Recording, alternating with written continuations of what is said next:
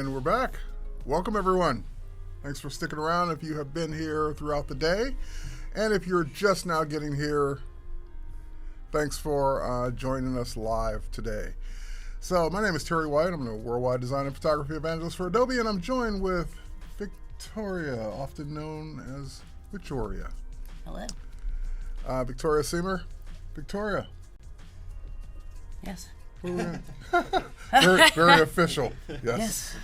What are we going to do today? I'm back.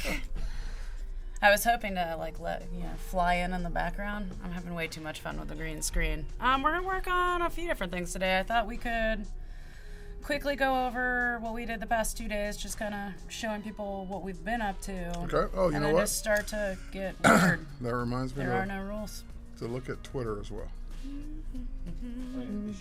Which game? Yeah, they shared a lot. All right, I will start here when the time comes. Okay.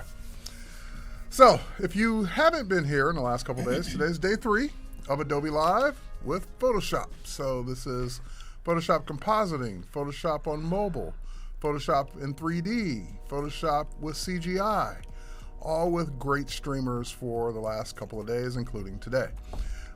So today, Victoria tends to like to work in compositing in Photoshop, just doing all kinds of cool things. We're going to see some more of that today.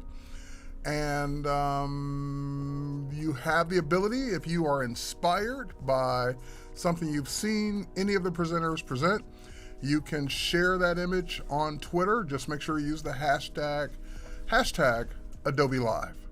That way we'll see it. That way we'll also be able to draw for prizes based on that hashtag. So if you hashtag it Adobe Live, you stand a chance of winning a prize. If you don't hashtag it with Adobe Live, then you've just posted an image just for the fun of it. And that's okay too. I've been there. All right, so last couple of days, Victoria's done some pretty cool things in Photoshop and taking... Let's take a look back. Let's take a look back. All right. Oh, I didn't even know. I got to open...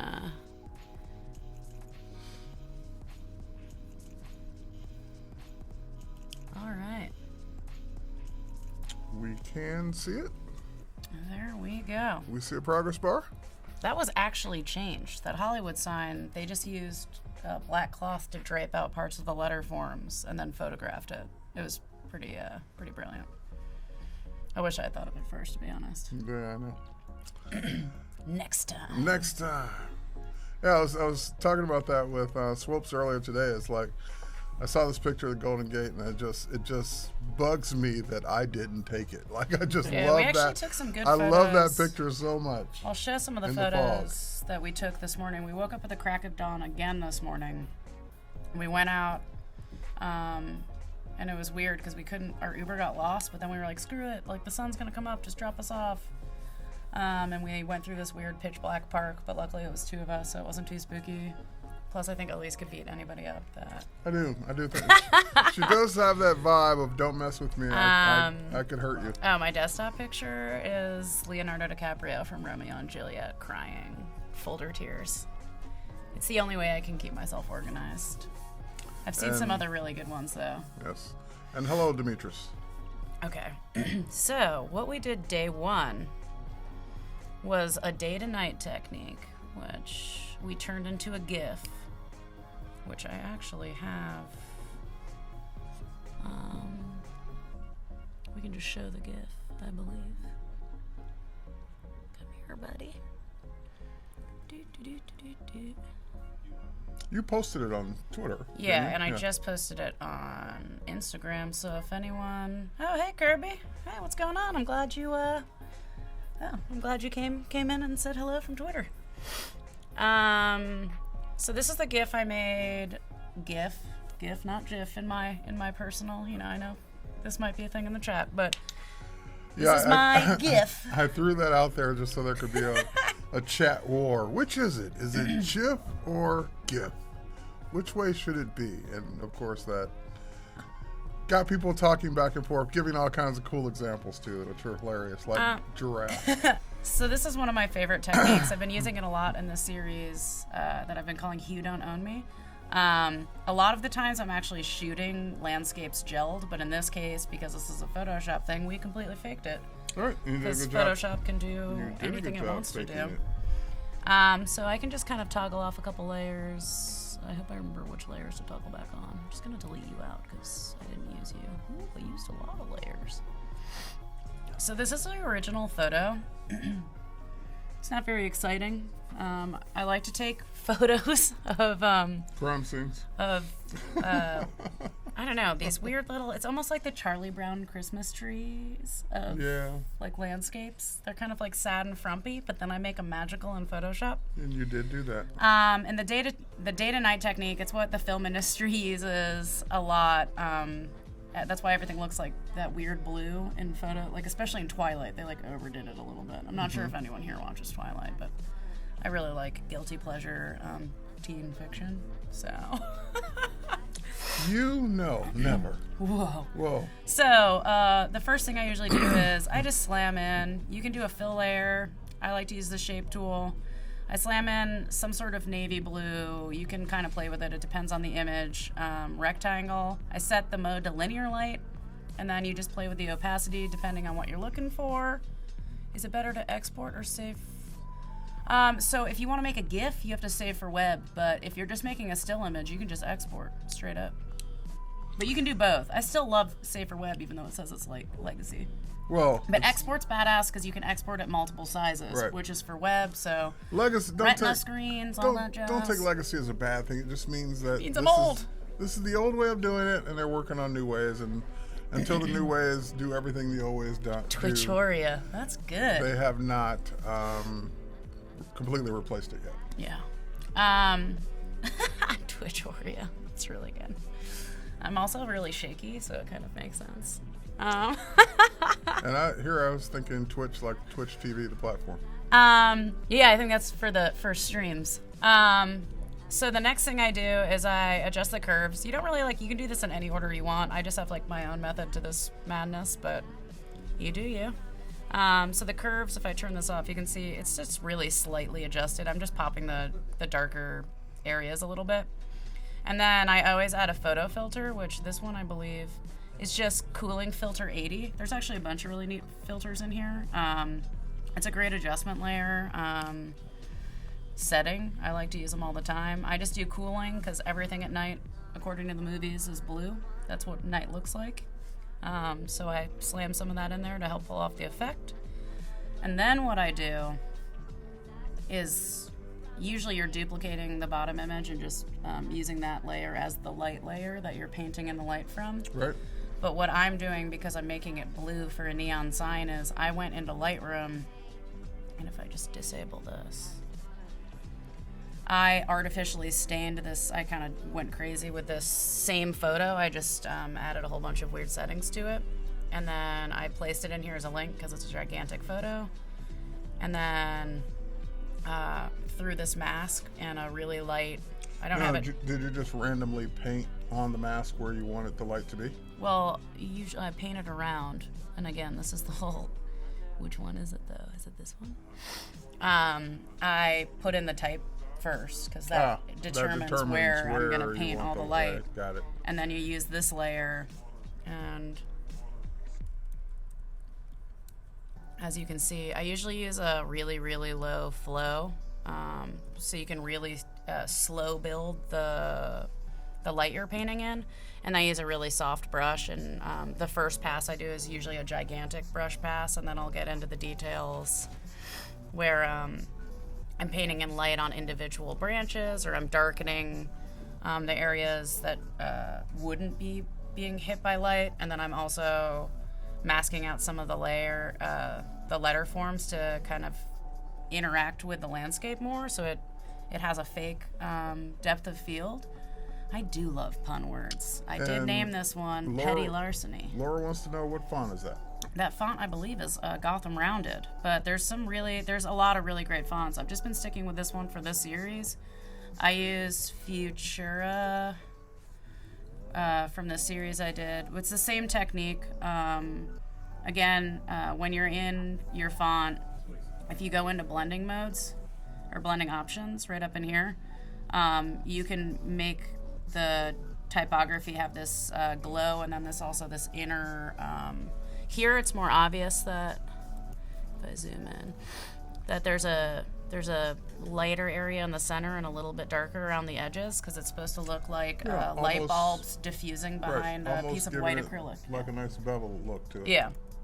And then in this one, it just adds a slightly 3D looking effect where you can see it's rounding the shape a little bit like neon actually would,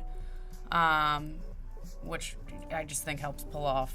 It's subtle. I mean, it's hard to see when you're on Instagram and it's this big. I'm sure you wouldn't have to worry that much about it, but I get pretty OCD. Would you actually use the layer styles for bevel and emboss to do that, or just the? Well, that's what I did here. Oh, okay. It's right here, so you can toggle them on and off. You can see the difference. Got it. I try not to. The first time I did it, I was actually rasterizing things and then dodging and burning them, and then I was like. A couple months later, I was like, "What am I doing? This is so stupid." Why am I doing it the long way?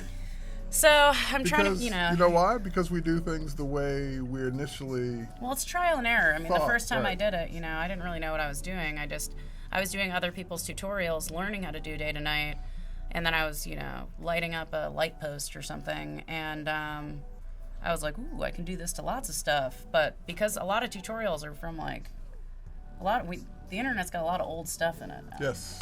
So if you do, that's why I recommend usually if you find a technique you're trying to learn, do a couple tutorials because one, it's interesting to see how different people do things because it teaches you a full spectrum of options of how to do things because there's a million ways to get to the end result. But a lot of times you'll also be like, wait a second, like there's a way more efficient way to do this. Like that was back when they didn't have like these types of smart layers. A lot of times even people that have always done tutorials and they have older stuff out doing it the old way, but they get the newer versions of Photoshop and they still do it the old way because that's the way they know. It's a lot of times we don't take the time we should to look at what we're doing and say, okay, let's see what the new ways are of doing those things. And then, hello, creative agency. And then we made it move. So I ended up duplicating my original fully lit area. This is a chunky file, so it's probably just like, I hate you. And then I also made one where we went and sort of did it backwards, where I actually turn off two of the letters.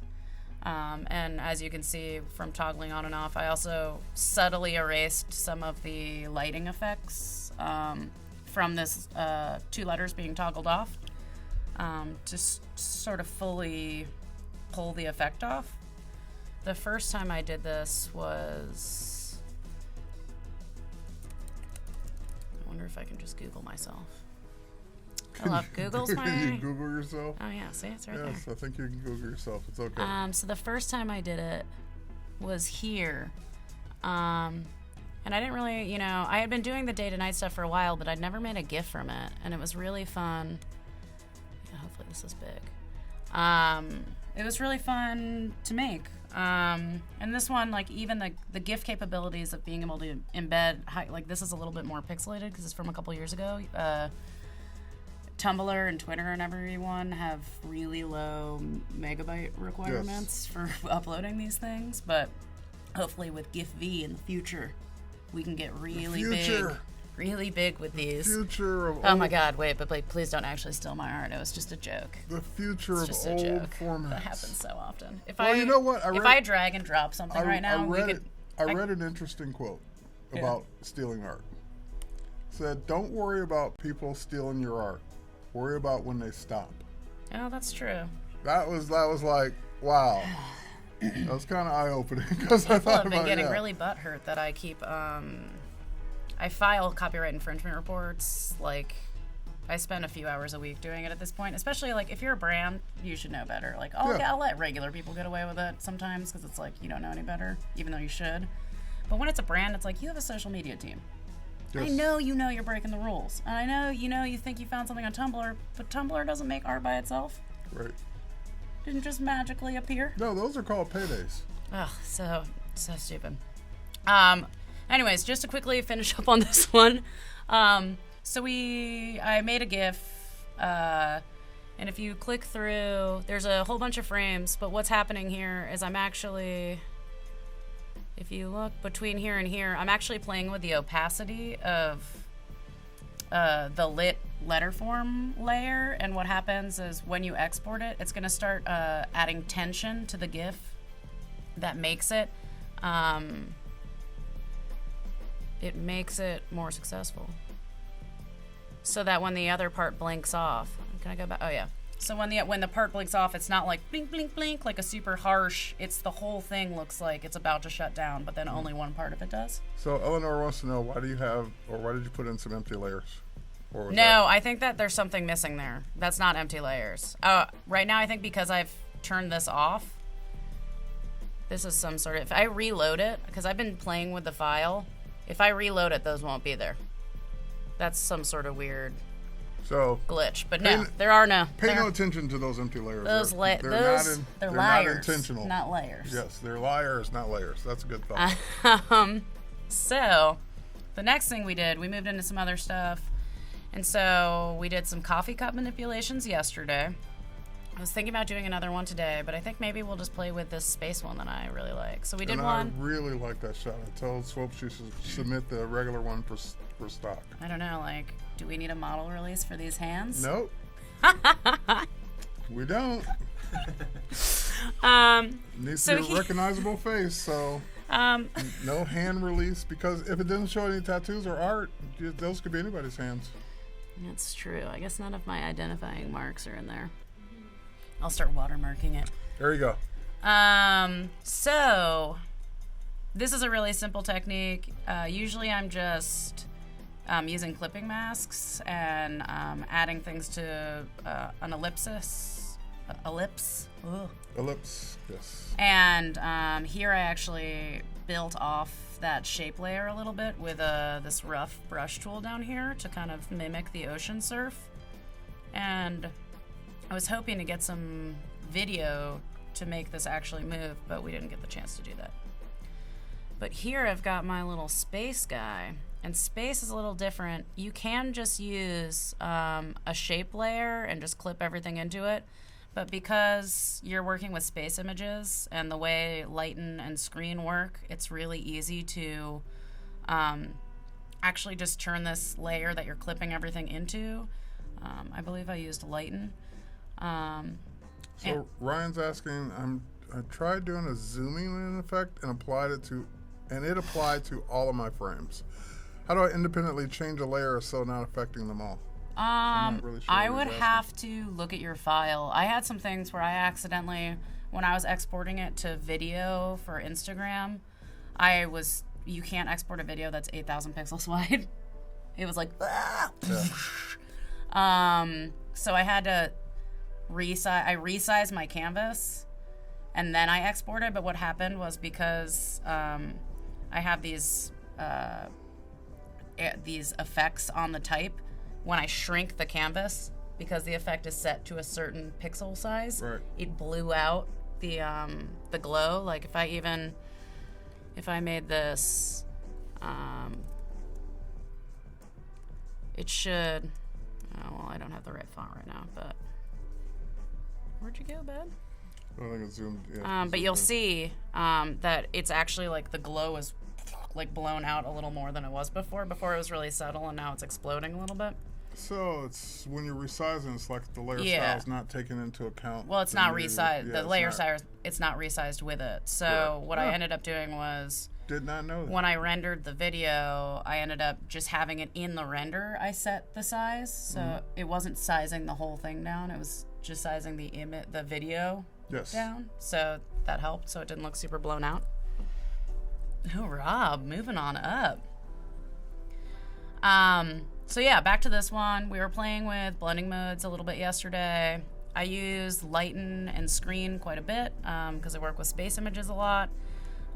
These essentially set all your darker pixels to make them translucent and all the lightness shines through.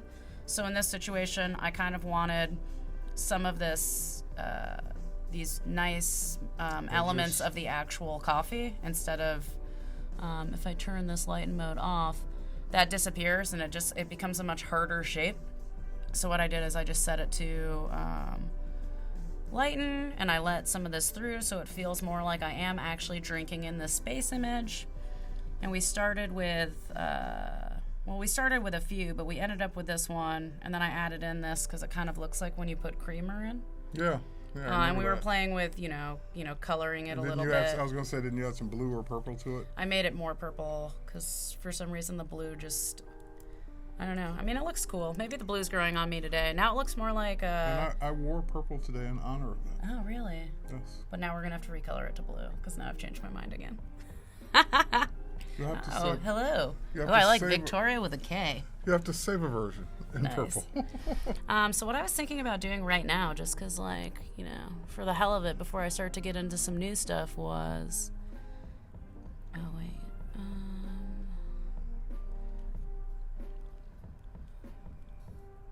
Oh, it's still doing this.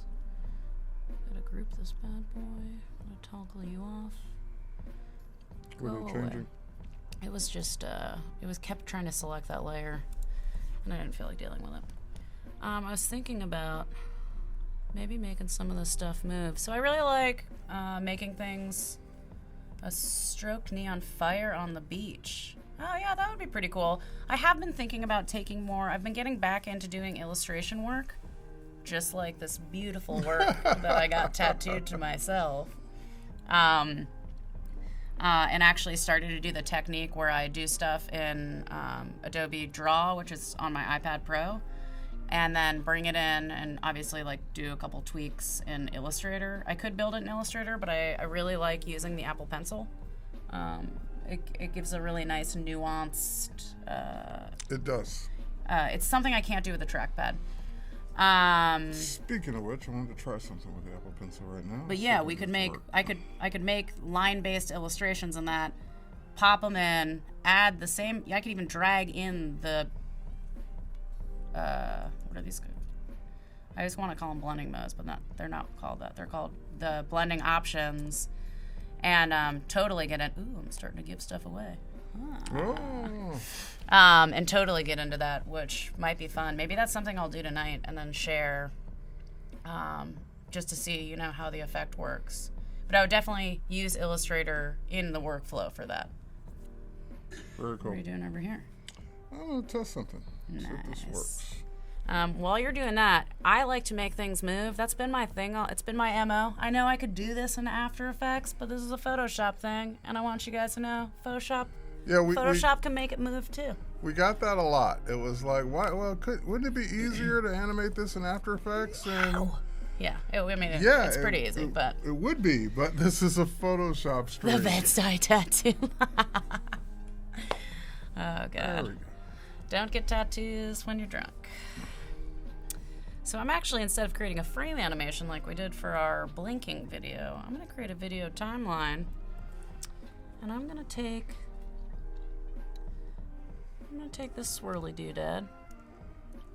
Ooh, actually, there might be a better one than this one. I might have to wait for Michael to get back to turn on the turn on the GoPro there. Let's see. Oh yeah, I could try. No. He's got to configure it over there.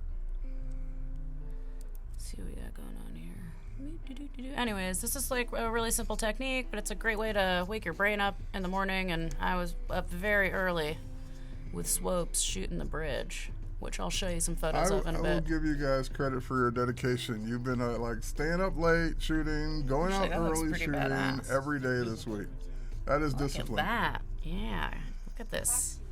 I know, that's the main reason I'm not a landscape photographer. Morning microcosm here. Not a morning person. So what I'm thinking with this, just to kind of, have some fun with it, is...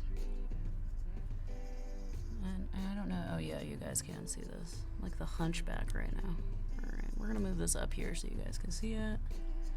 I like that a lot. Yeah, for some reason... Just kidding. Screw everything we did yesterday. This looks way better. Yeah, this looks. I changed my mind. Yeah. I do it all the time.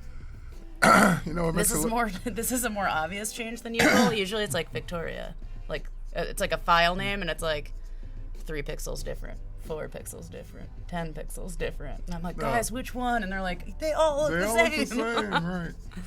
No, this one's really nice. But yeah, this one just... and it's got that cream... It's because the purple, again, aren't these complementary colors? Purple and yellow? And yeah, there. It's got that cream look in the middle and just the swirl of it. This one's called... Oh, it's the Milky Way, just so you know.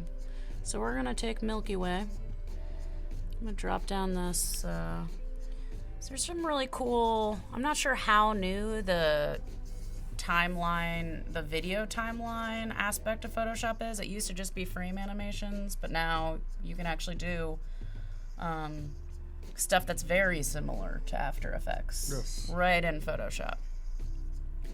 And I was thinking maybe we just transform it, and then if I start, you're using keyframes just like you would in After Effects, and I haven't done this in a while, but Rob, you did that with Nightbot. It looks like it worked. actually maybe we'll go halfway through. There's I don't know what I want to do yet. All right, so you said you like using your Apple Pencil, right? Yeah. And when you're using your Apple Pencil, what app are you using? Usually Adobe Draw. So I'm like, when I'll sketch things out in Mix. But I'm usually on my desktop. But when I'm doing illustration work, I'm definitely on my iPad with the pad. I should have brought it in today, but I left it in. Have you ever used your Apple Pencil with Photoshop on your desktop? On my desktop? Yeah. No. Would you like to see that? Yeah. Would you like to see that? All right, so this is something I've been experimenting with, playing with. There are two apps that allow you to do this. And they're not Adobe apps, so this is not an Adobe thing. But let me switch to me for a second, so you're going to be off screen. All right, so those of you who were here for the last thing I did with Swopes, this was the image that I put together in Photoshop Mix and just sent to the desktop. It was just to show that you could send things to the desktop. So I'm on this layer right now with Monument Valley, so this kind of layer with the stains on it. And if I wanted to remove some of that, I'd start using a healing brush or patch tool or clone stamp or all the various ways of doing it. But I didn't bring a Wacom tablet, which I love. I love my Wacom tablets. I didn't even bring a mouse. I'm not going to use the trackpad. I'm going to use my Apple Pencil on the iPad because the iPad is showing Photoshop. It's not running Photoshop. Vanna White. Wait, I can't Vanna White. It's showing it. So therefore, I can now use the Apple Pencil with pressure sensitivity to work in Photoshop. Oh, would you look at that? So is this just mirroring it on your iPad? It is mirroring it on my, well, it's doing more than mirroring because it's giving me control. So I even have brush up, brush down. I can bring up a keyboard. I can do all that. So the two apps that do this, and they're competing apps. So they're both good. They go back and, you can do it with your finger. They both go back and forth as far as feature set, but the one I'm using right now is called AstroPad, and they have a higher end version, which is the one I'm using, called AstroPad Studio, and the other one is Duet Display. Both can do this. AstroPad has the option of working wirelessly, so you could actually disconnect and work over Wi-Fi, but they both do a great job at it. So you can pick which one you like best, go check them both out. Unfortunately, I think they're both only iOS and Mac at this point. Well, they're definitely iOS for the iPad Pro, but I don't think there's a Windows version. So AstroPad Studio recently came out with more controls, more functionality, more things. And that's allowing me, so I'm just gonna pinch and zoom into the image. So I'm doing that right on the iPad itself. So without ever having to touch the Mac to work. So I was thinking about you with your hand yesterday, and I was saying, since you like your Apple Pencil so much, this may be an option. So for example, I want to reduce the brush size. Just do it right there without having to go back and do it on the Mac. Oh, nice.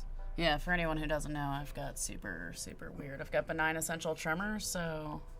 Well, that's why I brought this and set it up. That's why I use the trackpad. Everyone's like, why are you using the trackpad? But even you saw, there's this. Right. I have this weird way where I put weight on my arm. And you're like, you got the smoothest trackpad moves I've ever seen. Like the smoothest trackpad user I've ever seen, bar none. But anyway, so those of you who have an iPad Pro, could I Photoshop on my TV somehow with this, with the AirPlay too? No. Well, you could.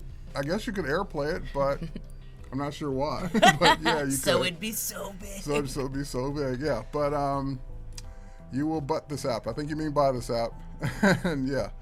So AstroPad, Astropad Studio, and Duet Display. So Duet Display is another competitor to this.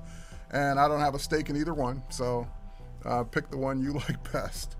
All right, so switching back to you now. So while you guys were watching that, just kidding, it took me 1 second to do this. I animated this. I bet you did. It's probably not perfect. All right, we're back on you. If I zoom out, are you guys ready for this? No, spacebar. Whoa! Whoa! And I would make this, it's got a jump right now because I didn't do it perfectly, but I would obviously make this, TV is for football. I actually don't have a TV. I just go to my friend's house or a bar to watch things, or the movies, or my laptop. But I've decided to quit TV because I've been binging on Netflix too hard for the past few months. I watched all of Friends in less than a month. That's a little too much for anybody. Suppose is on the same level. So I gotta stop. I gotta chill on that. I did it with Westworld as well. So I'm only allowed to do things that are productive right now, and then maybe if I earn it, I'm allowed to watch TV again. But yeah, no. So there's lots of fun stuff you can do. I'll obviously, before I export this, I'm gonna make it so that this point, which is my starting point, is the end point. That way, it's a perfect loop. Yes. I can't stand when things jump. It drives me nuts. Yeah, I will. Especially when they should loop. So if I just delete this out. So it's a lot. I'm used to doing this in After Effects. What I've done, or the trick I've learned to make it seem more seamless, is to duplicate the layer, slide it over to the beginning frame, and blend them together. I'm almost wondering if there's a way to do it where I don't touch it at all, and I do. Is this image rotation? No. You want to do this, because that'll apply it to the whole image. And then I'm going to do it again. I don't know if this will actually do the right thing. The last episode of Westworld was interesting.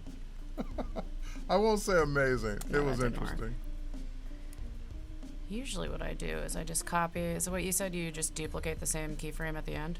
Well, okay, so duplicate them and then overlap them using the first and last frame. But because this isn't a video, like I should be able to, because this is just rotating 360, I should be able to have it just go. It should just go in a circle. It shouldn't really like. You should be able to trim it at a point where it does. So this is right side up. Let's see if I can just. This is going to screw the timing a little bit. But this is going to go like that. And then I'm going to pretend again here. Yes, Jim, I enjoyed Westworld quite a bit. I loved Westworld. Interesting show, interesting premise. Too bad we have to wait like a million years for the next season. I know. That's one thing I do like about binge watching. You get to see them back to back as much time as you have to watch, as opposed to waiting week to week. Did you get it? There we go. There you go. I just had it. I had to trick it a little bit. I didn't want to do it in just one move. But good job.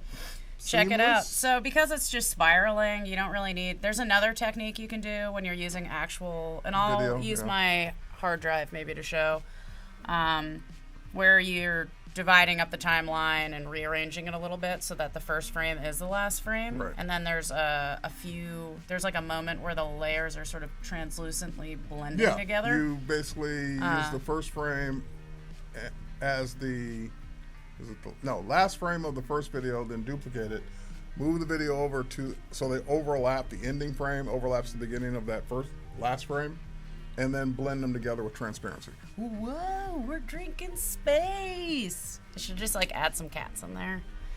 Just kidding. So that's like there's a lot of stuff. You can take a really simple concept and keep evolving it over and over again. Start with a clipping mask. Maybe then you start to get into blending modes because coffee is essentially black. And then you can also start to make it move. With ocean work, it'd be a little more complicated because I'd probably get in frame by frame. If I was in Photoshop, I probably would end up doing that one in After Effects. But you want to take it to? You can't with this one, but you want to know what would take that to the next level now? What? If your other hand was stirring it Oh, yeah. You were pushing around that swirl. Yeah, cinemagraphs are super fun to work with. So what happens is you've got all your layers as files. I like to do it in a frame animation, but I'm sure you can do it in the video animation too. And you have one layer you pull as the top layer, and then you mask everything out that you want, or you're masking. Mask what you want to move. Yeah, and then everything else is just frozen. Yeah. And it's usually really subtle movements. Some of them are really corny, but I think it can be done really, really well. Reddit has a really great thread. Our cinemagraphs. They do a really good job with it. They usually practice on movie stills, so that's a good way to get into it. There's probably totally illegal with copyright stuff. Probably. But I would also say that falls under fair use because you're not selling it. It's fan art. It depends also on how long it is. Yeah. If it's only a few seconds, then it should be okay. I know, 2018. Westworld! So today I thought about a couple things. I really wanted to do some levitation stuff, but I've been running out of time. So I have a couple different things that we can start playing in. I am sort of a cat lady that's streaming on V-Day. That's true. I will be streaming on Valentine's Day with Adobe Create. Adobe Create. Me, love of my life, Photoshop, and probably Garfield the studio cat, just hanging out, being lonely. The norm. Yeah, I'll totally give you feedback. If you tweet at me, yeah, tweet it using Adobe Live. That way we'll some people have been DMing it to me. I also have Instagram. I like that. I've got them all. Universe juice. I spelled last week wrong? Oh, no, not me. I was like, what? When did I even say last week? I was so confused. Okay, so... They're talking amongst themselves. I've got one to just kind of warm us up. It's got 1 million files in it. I actually shot this at max because the challenge for my Make It on Mobile challenge that month was to create something at max that reflected my experience. And so I've got my friend who, sadly, he's not watching right now. He's in an interview. Break a leg, Alex. I hope you get the job. But I've got him walking all over the place. So I set up I'm just going to toggle these on and off so you get the idea. We're not going to use all of these, but I thought it'd be fun to just play with the idea of having a whole bunch of him walking in a crowd. Like a clone. So I've got like 1 million layers in here. I actually sized everything down so that we're not gonna... So, as far as photography is concerned, on a tripod, just shot different frames at different points. It's just on a tripod with a time lapse. Oh, okay. All right. I actually did some time lapses last night that are pretty cool. So I'm not gonna use all of these. I especially think these ones where he's walking closer because I had the focus set to manual, but I didn't have it. I don't think I shot it with the depth of field that I should have, so he should have been super blurry closer to the camera and then super in focus out here, but I don't know what happened. But these just like, it's not like fun blurry, it's like that just looks like a terrible photo. You see what I mean? Like it's not like that like bokeh blurry that you can get if you're playing with things. So I'm just gonna start by toggling all these off to the base layer. We probably won't do all of these right now, but I just wanted to get into some just like fun little photo tricks you can do to make surreal images. And now, all of a sudden, I feel like it's 1,000 degrees hotter. Shouldn't have worn it so high. I should have a t-shirt on underneath. Okay. So like, see? I've got another photo without his arm in it, but... So these were shot at I can see the restroom signs. Yeah. So these were shot right at the... Actually, this was this like really big empty atrium. Because I was running around like a mad woman all of Max. I had so much stuff to do. I didn't actually have a ton of time to shoot or make stuff, so I was like in panic mode by the time this happened because I was like, I'm not gonna have anything. So because this is all, and unless the sun's changing subtly, which because this is the afternoon, it could be, but I think because I shot this in less than 2 minutes, I'm hoping the light hasn't completely changed in this, because that'll screw... Then you'd have to actually go in and cut him out all the way, but because he is... I didn't notice any dramatic light shifts. But because he's just kind of walking around, and then we'll get into it later, you don't really actually have to do that much work in the beginning, at least. You can just kind of like take the general area you want, add a mask, and boom. Now it's just that tiny area is the only part of this, because now you can see his arms in there again. Mm-hmm. But what I might actually do, mask out that. Yeah, but I have a feeling as this builds up, I think he's actually walking right in this area, so what I'm doing right now isn't even necessary. But I just added that back in, so now I don't have that silly arm.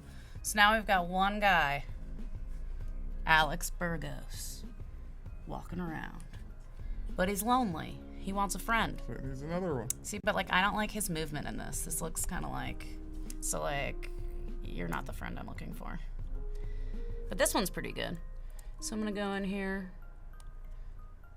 I'm gonna do the same thing. Make sure you're in the right layer. Oh, yeah, see? Make sure you're in the right layer. There's something funny. Nope. Okay, so now there's two. And then like, I don't mind this one, so I'm gonna go in. Actually, I should be zoomed in because I can't actually see if I have all of them. But when you're shooting, essentially what we have is a blank, which is, I have the background shot. I have an empty background for, I don't know, just in case I need it as my base layer. And this is a lot like what we're going to do with the levitation one, where you're just masking out the stuff you don't need. So in these, I don't actually need the background of any of this because I just want Alex walking around. So I'm just masking it so there's lots of him. And what's going to happen is, see, this is in the same area, so I'm probably not going to be able to use. I mean, I could, and what's going to happen is I could get into it just as I'm not actually going to do this, but I could, I could get into this right now if I wanted to. I could mask this, and then what I could do is, because the other one's in front of this, I could erase like parts of this one and have it so that he's overlapped. And if you want to get into really, really complex editing like this, am I in there? Where am I? Come here, bud. Oh, I'm on the wrong layer. Rob, you don't skip a beat, do you? Oh, I meant flow 6%. Oops.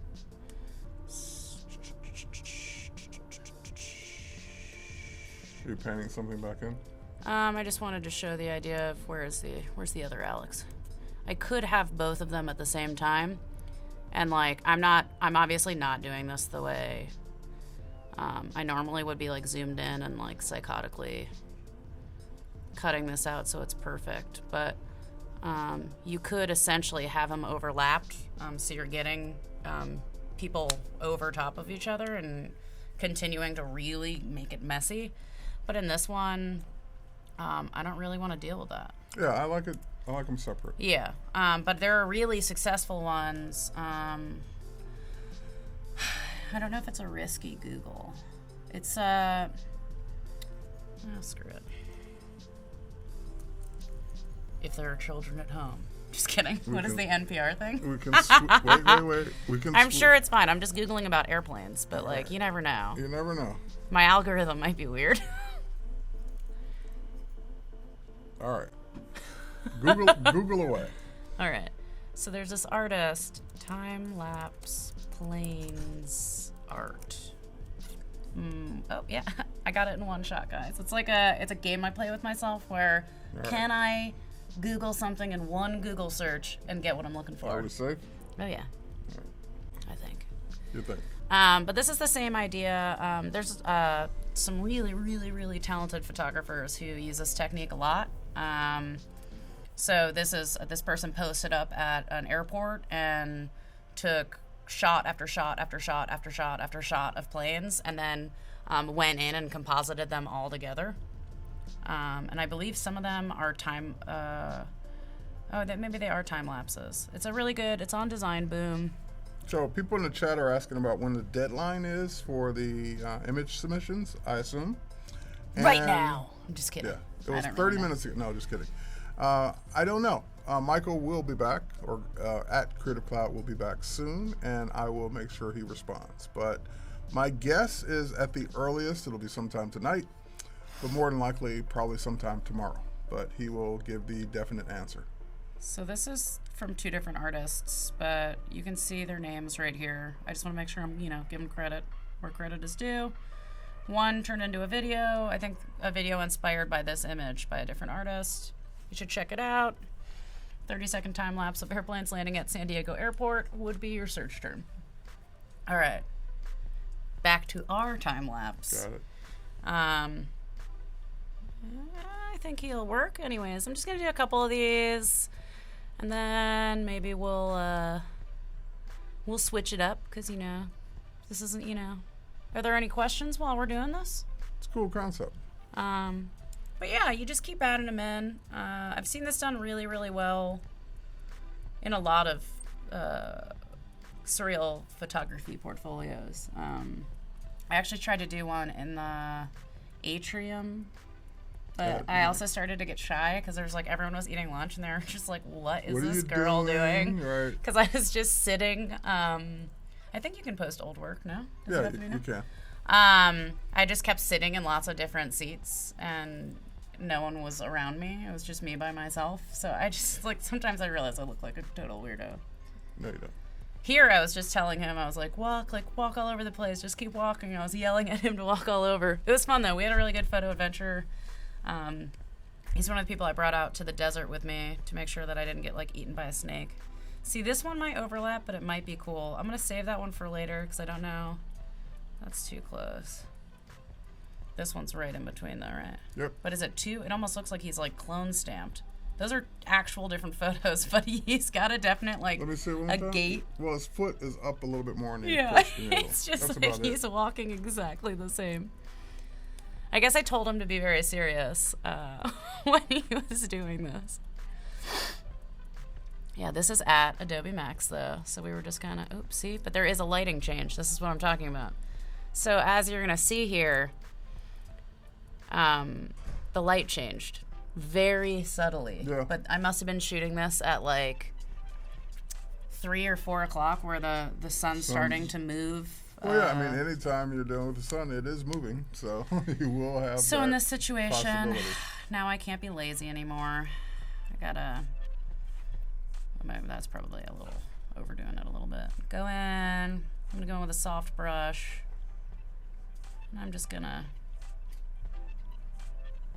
get rid of some of that so that you guys can't tell.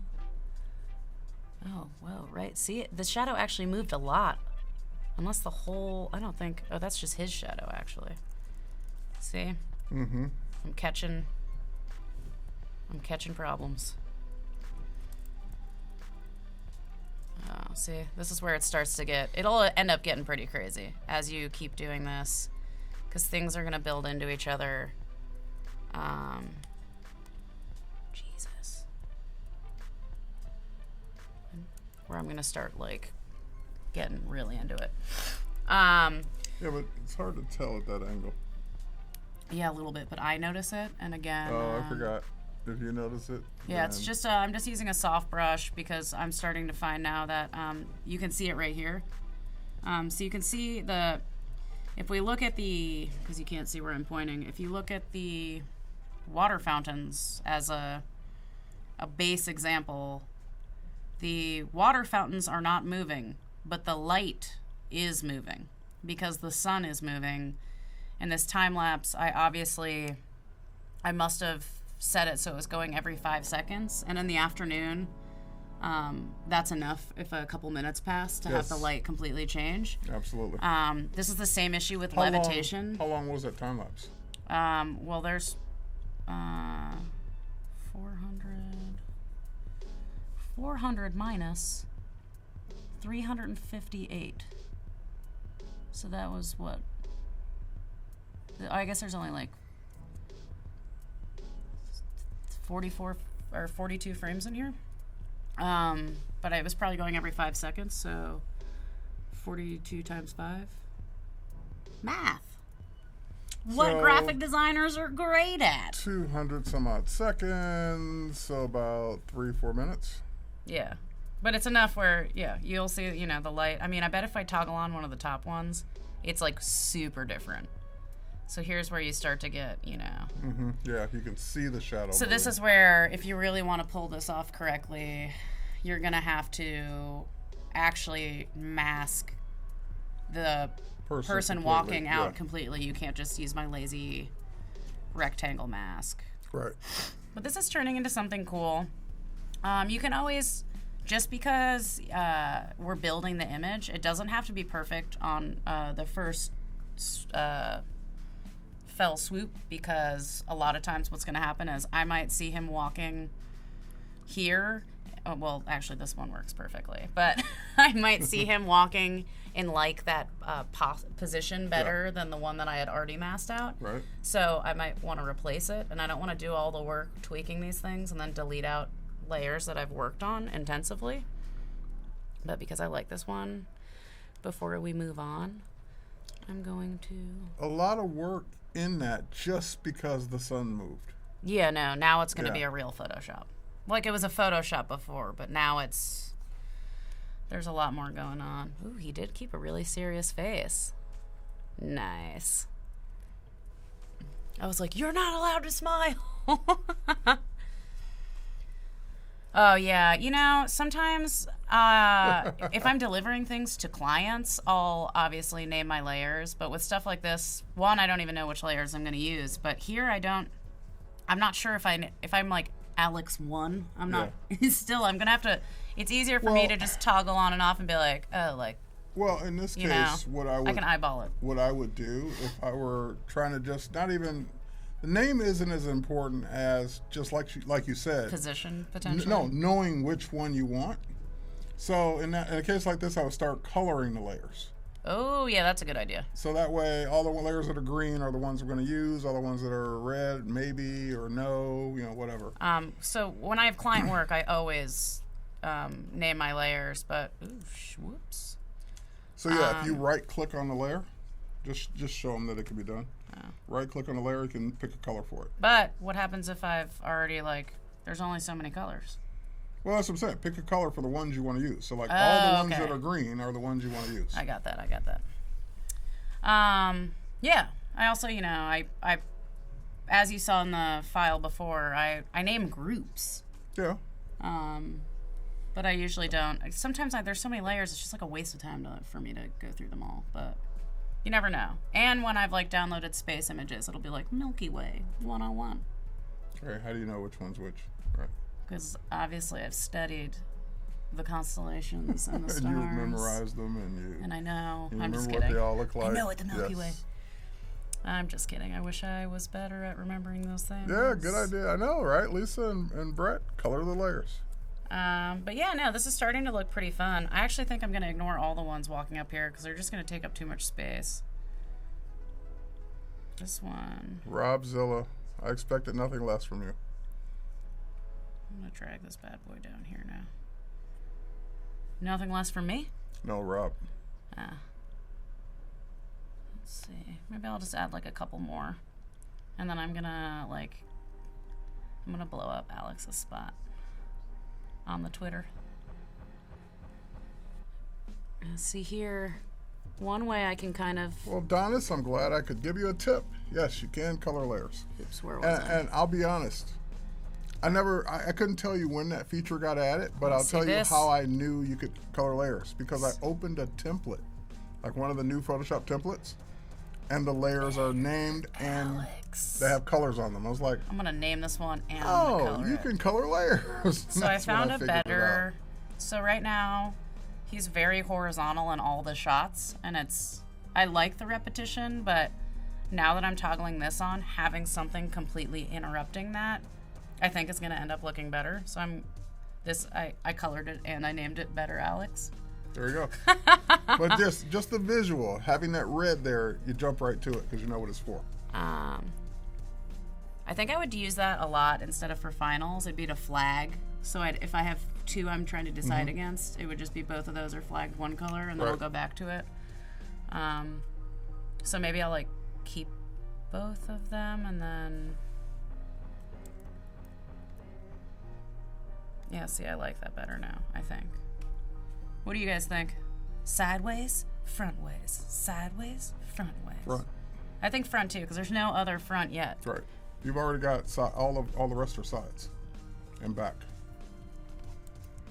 So I'm just gonna fix this one, because I think sometimes what happens also is, because I'm gonna jump around files, because you know you guys don't want to watch me just continue to mask things for the next hour, so we'll keep goofing around with other stuff as well.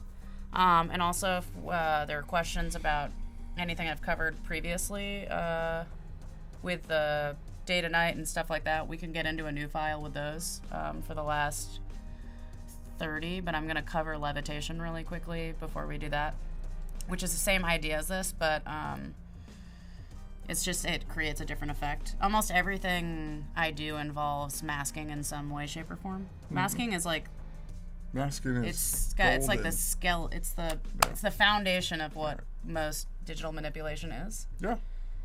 And that and blending modes. Yeah. And then you start to, I think what happened after that was I started to evolve my actual photography. Mm-hmm. So it's a weird checks and balances now of how heavily I'm using Photoshop versus... That'd be an interesting question for the chat. How many of you started out, like, I mean, your strong point or your learning started out as a photographer and then you learned Photoshop, or you started out knowing Photoshop and then you started learning more about photography? Which one was first for you? Photography was first, Photoshop was like first. A chicken and the egg. Well, for me, it was Photoshop. I knew Photoshop way before I knew how to. I was using stock photography first. How to take photos. This is turning pretty.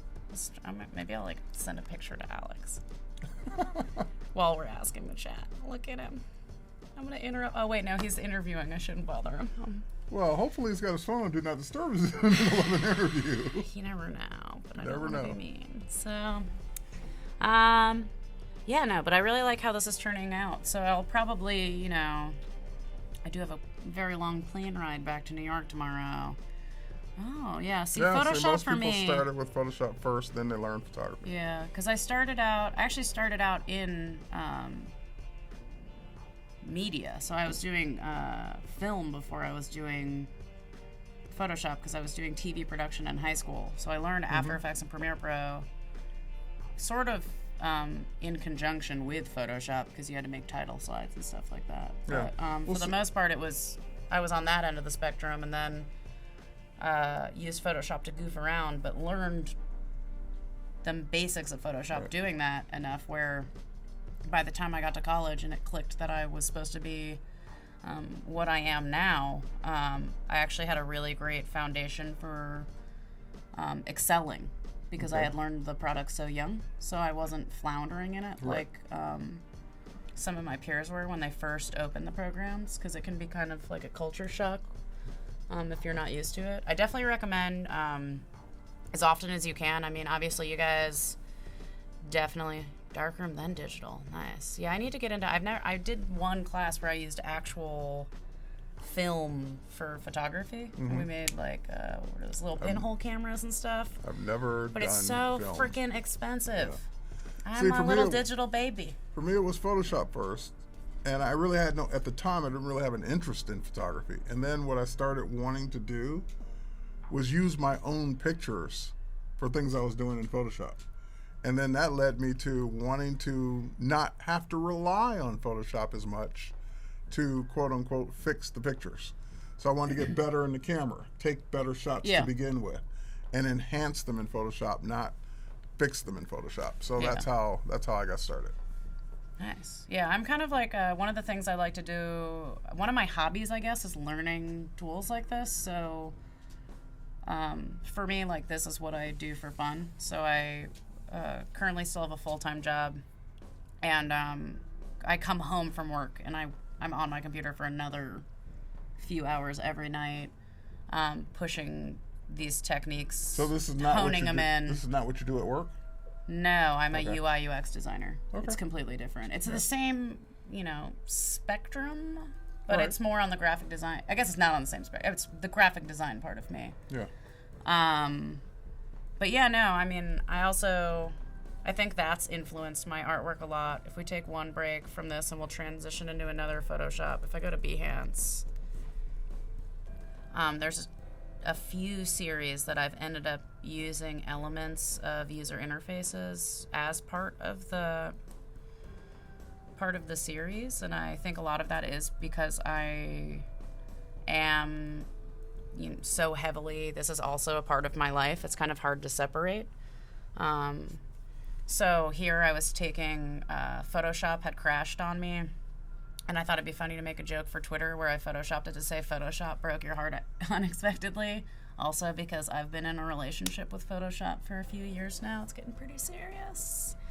They don't know about Illustrator or After Effects though. Or Lightroom. It's been I've been cheating on Photoshop a lot with Lightroom.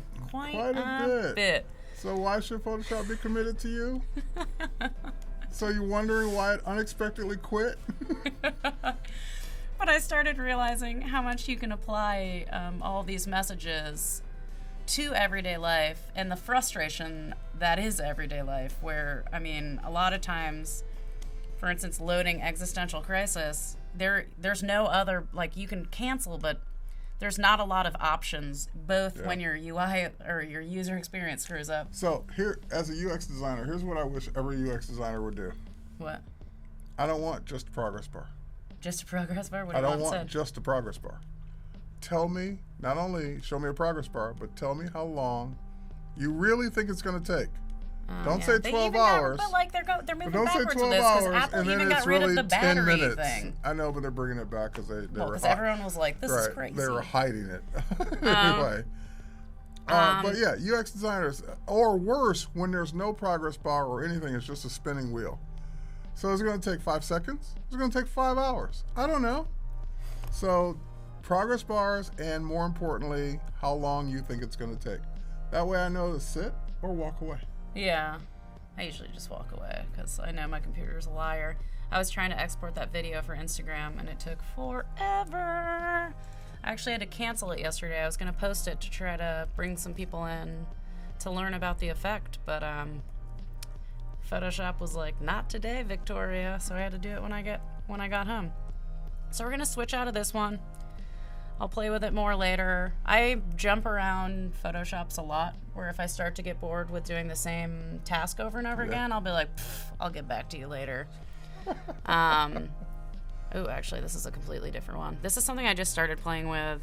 I was shooting from the 46th floor of the hotel yesterday night with Swopes, and I got some really interesting city shots. At first I thought I was going to do a geometric reflection, but I have this one series where I've been collapsing landscapes. It started as a really punny series. It started as Surf's Up, because the surf is up. Now, you shot that through the glass. Yeah. That looks pretty good. Thanks. Yeah, no, for the most part, we got this one really nice dark corner where there wasn't too much reflection. But I also smushed my camera right up against the glass, and then actually that is the best people way. thought we were doing, so there was this weird moment. I'm like gonna pretend like this is my camera and I've got it like on the tripod, and then as it's shooting I'm like looking in and I can see where parts of reflections are coming in. So like in a hotel bar we're like doing this in the window, like trying to block stuff out, so people, you're doing like a little mime thing? Yeah, and people had no idea what we were doing. So I think they thought, I don't know if they thought we were dancing or maybe like hoping people outside would see us or something, but we looked like total weirdos. But we didn't care. As long as you get the shot. A tasty margarita. It was good. It was good. Yeah, I was surprised. I mean, I thought this is a very like New York looking shot to me, but this is San Francisco. And you already, looks like you masked Yeah, something. so usually what I do is there's a couple ways to do this. If you want a really extreme bend, you can't use perspective warp, but there's a really nifty tool in Photoshop where you can kind of start playing with the idea of this. And it works for some things better than others. So I don't think it's going to work really well on this because there's a lot going on with this image. But It works really nicely on oceans, things that don't have as much complexity. I mean, the ocean, it's got a lot going on, but it's easier to kind of bend those pixels than it is to completely, like, if I try to bend this building sideways, it's going to... Yeah, it's going to bend. So what you do is you start with your layout. You can add as many quadrants as you want to warp with. In this one, I'm just going to use 2, but you can get into it. And then you just toggle over to warp, and you go into warp drive. And you start playing with this. That's pretty cool. Yeah, and so I don't know how well... It's probably not going to work as an extreme angle, but it does, like, subtle angles really nicely. And then you can fill some stuff in. It's easier, again, with the beach to use content aware to fill in some of this bottom area if you want that as part of the image, but... 88 Stefan says, all photographers look like weirdos. Don't worry. Yeah, it was fun. I don't think the wait staff liked us very much, but whatever. It was what it was. Did you order drinks? We did. And they shouldn't care. And I tipped pretty well. That's what they were there for. So, I mean, this isn't like the perfect shot, but you can see it's starting to warp the image. And it kind of gives that, like, Inception vibe. One of the ways I started to figure out this technique is actually if you're in, and we don't need to show it on here, but actually, hold on, I can go into my... Oh, it's already on Do Not Disturb. Look at me. Was there a... You want to share that? Well, I was just going to show... If you go into... Well, do you want to share it or not? I can, yeah. Okay. I just, like, it's going to take 2 seconds. It's Hang on for a sec, guys. The Last Pixel Bender. I like that. All right, plug in. If you guys want to put me into as many movie titles as possible, I'd be totally down with that. So can you guys see this? Not yet. Hang on. There we go. Okay. So, what you can also do with panorama, and sorry for everyone in the background, is you can start to bend things. I don't think it's going to work in here. Wait, hold on. Let's do this again. You start to do the pano, and then it's like, oh God, I'm falling. Oh. Really? Oh, yeah. Because I'm clumsy. I accidentally did the first one sort of like that. You can't really see. No, but I get the idea that you're bending. But what you can do is you can play with your panorama. If you really subtly start adjusting your wrist as you're taking your panoramic photo, you'll start to bend the landscape. And it works really well with, again, the ocean. I think the first time it happened, I don't remember where I was, but I like started to trip and fall, and it just like jerked the photo sideways, and I got a really cool glitch, and I was like, wait a second. Am I working in a shed now? We're in a studio, so it's hard. I guess like it's sort of silly for me to try to warp when there's light blasting directly at us, because you can't see it. It's falling off. You can't even see Elise in the back, but she's over there doing her thing. All right. Probably on the Twitter. And then we'll go back into this. But yeah, there's lots of weird stuff you can do. Whoa! Yeah, so there's lots of weird things you can do. I'm not sure... I don't think I could do that in my SLR, but you can definitely hack some of the Apple tools a little bit for some of these things.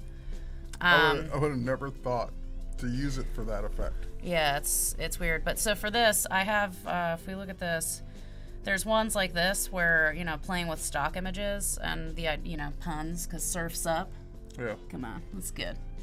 You love the puns. I really like extreme angles, and this is done not with the technique I just showed you. These you actually have to duplicate the image, and then you actually go in and you're hand masking out at whatever angle is appropriate for the image.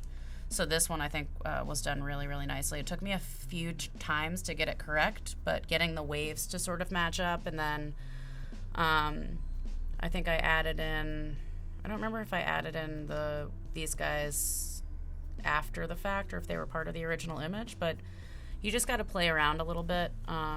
The water is really nice because there's enough of, like, this is one of the first ones I did. There's like a million mistakes in this, but it was the first one, and I'm a big believer in not, sometimes I get a little embarrassed when I look back at the first attempts at things, but it's part of the process. That is how you learned how to do it. Yeah, and so, like some of the things in the past are a little janky. Like I can see, like very much so in this corner, I should have probably used the patch tool and blended some of these areas a little bit differently, but it started to get a lot better as the series evolved. And now I'm getting into more complex shapes. This one was also super fun. I like having people on both sides because it really adds to the effect. Sometimes I've also made it into a GIF once. One that Facebook murdered. Yeah, I like these too. I agree with the chat. I don't know. Oh, right. Oh, it's just a still. Oh, wait. I've got it on elo.co/Victoria. Again, while I'm doing this, I'm a big believer in putting your work on every place you can possibly put it because everyone's got a network they prefer. Oh, here it is. So this is a time lapse of the same idea. I actually did use perspective warp for this because it's not as extreme of an angle, and you can actually warp a video timeline. Instead of, first I tried doing this frame by frame by frame. Oh no. Oh yeah, I was like, and after a couple hours. I applaud your dedication for even attempting But that. It's all trial and error. So I get in and I'm like, you know what, like, I don't remember what happened. Wait, I was frustrated because some kid. You took that timeline into Photoshop and actually warped it. Yeah. The video, I mean. Mm-hmm. Wow. I was frustrated because I had been building this series for a while and I was getting better, and this kid. And it happens all, it's not the end of the world. I love when people are inspired by my work, but actually went viral ripping my work before I ever got to put it together and put it in Behance as a portfolio item. And oh yeah. And I was frustrated by that, but then I was like, you know what? Screw it. And I was like, watch me. I'm gonna take it to the next level and I'm gonna make it move. And so I did that. And I don't do them as much anymore because someone also made an app that does this and then asked me to be a beta user and then got pretty angry with me when I didn't answer them. And I was like, yo, I'm sorry, but I don't really want to beta test an app that like is doing something that I work so hard to do. So hard to do manually, yeah. But there's an app that does it. I'm not telling you what it is, but I bet you could Google it. Well, you know what? That actually takes the fun out of it because it's like. No, I mean, but I think the app is a little jankier than like actually. Right. Again, doing it as a human being is completely different than having something automate your process. Let me rephrase that. I don't mind apps that do things for me. I love apps that do things for me, but the minute I saw that, I'm thinking to myself, wow, I can't wait to go try that. And then when you tell me there's an app that can do it, it's like that kind of took away the excitement for me wanting to go do it on my own now. Well, no, but the app doesn't do it the same. It's a much harsher angle. It's really just mirroring. Okay, so good. So good. It's not exactly the same. But again, someone was making a shameless plug joke about Instagram. Victoria on Instagram. I was just gonna let that settle out. Yes. Yeah, well, this is doing pretty well. Look at that, 32. I hope some of these people from Instagram, I posted inviting people to come watch. So hopefully some of my Instagram buds are in the chat. Hope so. Oh, you guys, I'm so hypnotizing. You guys forgot about the giveaway. Should we take a second and look at some of the things that have been made, and then we'll do a levitation thing, and then we should. Maybe I'll explode the levitation if we have time, or maybe I'll start another day tonight. Who knows? Who knows? All right, before we switch over, let me make sure I go down to the one we just looked at, or start with the one we looked at last. You guys are fun. Whoa, 253K followers. That's a lot of followers. That is a lot of followers. I'd be happy to hit 10K. Just a subtle hint. I think I'm at like 150 or something. Slow and steady wins the race. There's been a lot of entries since the last time I looked. Yeah, okay, I've actually, some people were DMing them to me. There's some really, really great I saw that one. Pieces. The coffee cup one's pretty cool. Yeah, I saw that one, but I'll start there because I can't remember if I showed this one or not. Okay. Hello. So. My Instagram family. What we're about to see are entries that people have been submitting over the last few days, and this was all the ones that have happened actually since this morning, since I last looked at these. The way you submit is you just tweet out your image, but make sure you include in your tweet the hashtag Adobe Live. All right, so. This is a nice little, like, I know I'm not supposed to touch, but I want to. Don't touch. All right, so I'm starting this morning. We had already seen this one, which was actually Mike Campau's, I guess his final image from yesterday. And then we are going to go up now and just kind of look at some of the interests. So this one from Justin, taking advantage of the coffee concept. Cool. And floating head. Very nice coloring there. Martina Flor, nice hand lettering. Here we go. Wait, really got to pull off the effect. Floating head behind me. You should never give me a green screen. All right. After we're done with all these screens, nice. I'm definitely going to make something funny with the green screen. And Joshua, nice. Oh, I think I saw this one earlier from Levon. Yeah, we did see this one. Yeah, we did see some of these earlier. Okay, I don't think I remember seeing this one, though. Manuel. Oh, yeah, we did see Manuel's work, and I was saying how much he was really into this. I saw that one. Saw that. Oh, you know what? This one's because really cool. This one repeated. That's why I was like. So this one I just saw. Right, that was the one I had said this morning. If I could have picked a winner, it kind of reminds me. I have one from a while back. And we left off here, so I hadn't seen Anna's work. It reminds me. I'm really into alien abduction right now. Here's one. Here's one. You know, mirror reflection there. From Dave. Can you click that? I think that's actually just click that. This person? That Behance link. Now that. Oh, nice. I just wanted to see the detail. Sweet. Very nice. I really love it. The geometric reflection series works really, really, really well with foggy images. Happy weekend. Just as a little, because it's easier to, you're doing that really, really feathery sort of light masking at the bottom, so it blends really nicely. Now on this one, I like it. The only suggestion, just a small little critique. I know you didn't ask, but well, you kind of did. You submitted it with the Adobe Live hashtag. The only small critique I would give on this image is that her dress is just a little bit too lit for this scene. Because you barely see her, and that dress has got a lot of light on it. I would just tone that down a little bit, maybe even make her a little brighter. Other than that, it's fine. All right, looks good. If you include a cat, it's just going to make your day, isn't it? I do like cats. All right. That's nice. That's kind of smoky up there. Yeah. I like that. Good job, dig it. Oh yeah, this was one. This is another one of the ones I really liked.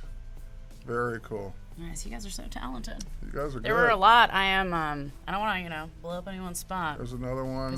They were privately messaged to me, but Corey's those of you that did day to night GIFs, and you did GIFs really well. This one would not play for me. Fully animated. It was lit. Very cool. I like when you show your work. Very nice. This looks like some 3D work. Keep it good. Oh, nice. It's a masking right there. I'm going to set up this file while we're doing that. Nice use of the reflection technique inside of a mask. Awesome.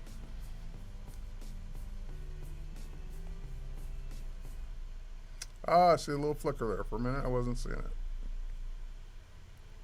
Oh, little wings flapping. Better yet. So, see what they did here? Oh, yeah, nice. Yeah. In the cinematograph style. Sweet. Nice concept. I like that. Now again, small critique. Very small. I lose this line at the bottom here. See this? See how it's kind of throwing it off? Oh yeah, a little bit. Yeah, I lose that line. Other than that, it's but you know what you could do? If, I was wondering, you could arguably throw a blending mode on that. Yeah. lighten or screen. You don't even have to cut that out. Yep. It'll just do it for you. Looks good, though. Choosy Photoshoppers choose GIFs. Oh, that should say Robzilla. It should say Robzilla. Rob. Sweet. That's kind of nice. I like it. Oh, that's nice. Okay. It's definitely 3D work. Cool. Sweet. And 4 new ones already. Well, Let's see what these 4 new you ones guys are. keep popping me, and also like don't just DM them to me. You guys should definitely be participating. Those of you that I didn't see in the feed, some of these messages I got. I was like, what is this? Oh, whoa! Very nice. Nice. I like that. All right. Rule of third is like, I'm So sorry, nice. but that is like so overused in photography. Like, I'm not, for me, it's a different, we're just not going to get into that. Well, as I like to say with things like rule of thirds are great, and no one's going to ever complain that you did it. But if you're going to break the rule, make sure you break it on purpose. Yeah. And make sure you break it with intent, on purpose, with the desired result being so off the mark that we know you did it on purpose. All right, and one more new result. And that's it. No image, but Instagram. I think people live by too many rules already, and the best way to learn is to just get weird.